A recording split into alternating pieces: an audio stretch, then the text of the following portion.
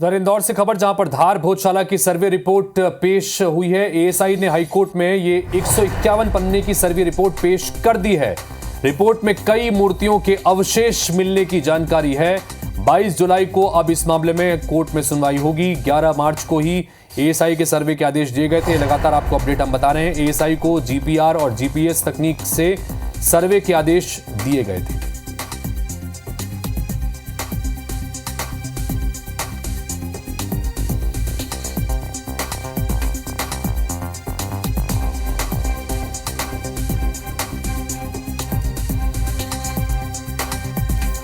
अंशुल मुकाती हमारे सहयोगी इस वक्त जुड़ गए हैं, सीधा उनके पास चलते हैं। अंशुल, रिपोर्ट पेश की जाएगी, फाइनली आज रिपोर्ट पेश कर दी गई है और 151 पेज की ये रिपोर्ट है। क्या कुछ जानकारी इससे निकल के सामने आ रही है?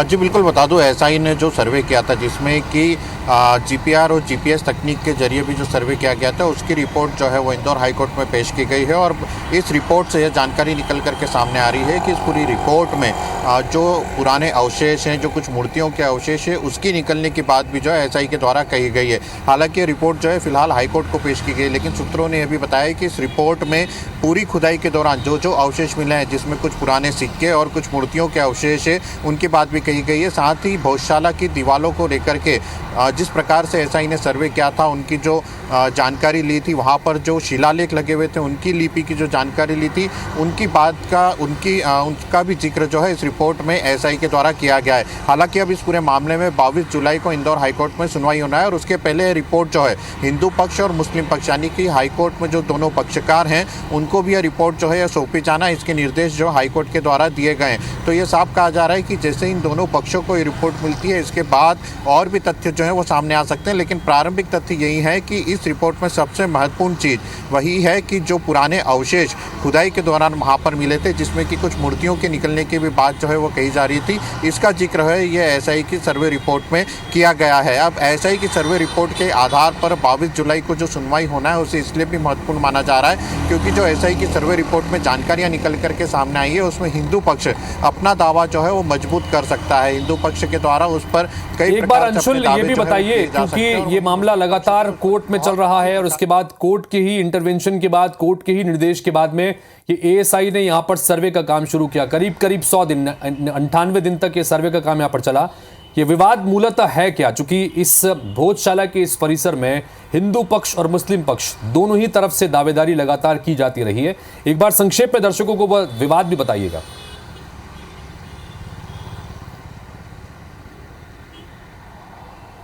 बिल्कुल हितेश, आपको आपके माध्यम से हम दर्शकों को बता दें कि भोजशाला का विवाद जो है उस पर हिंदू पक्ष और मुस्लिम पक्ष दोनों ही अपना अधिकार जो है वो जताते आए। हिंदू पक्ष के द्वारा यह कहा जाता है कि वाग्देवी माँ सरस्वती का मंदिर है और यहाँ पर प्राचीन काल में मंदिर हुआ करता था जिसमें कि अलग अलग वेदों की और इसकी शिक्षा जो है वो दी जाती थी। वहीं जो मुस्लिम पक्ष है वो कमाल मौलाना मस्जिद इसे बताता रहा है और उनका यह दावा है कि ये कमाल मौलाना मस्जिद है और उसी का यह हिस्सा रही है और इसी को लेकर के शुरू से इसमें विवाद रहा है। जब विवाद अत्यधिक बढ़ा था और एएसआई के अंडर में यह पूरा भोजशाला का जो परिसर है वह गया था, तब एएसआई ने इस पूरे मामले में ये आदेश दे रखे थे कि मंगलवार के दिन यहाँ पर हिंदू जो हैं उनको प्रवेश मिलेगा और वो पूजा कर सकेंगे। वहीं शुक्रवार के दिन भोजशाला परिसर में नमाज जो है वह की जा सकेगी। लेकिन यह विवाद तब सबसे अधिक होता है जब वर्ष में एक बार बसंत पंचमी जो है वो शुक्रवार के दिन आती है और इसी को लेकर के इस दिन यहाँ पर अत्यधिक विवाद दिखाई देता है और यह विवाद हमेशा यह और इसी विवाद के चलते ये मामला कोर्ट तक भी पहुंचा और लगातार इसमें विवाद की स्थितियां बनती रही। कोर्ट में लगातार सुनवाई चलती भी रही,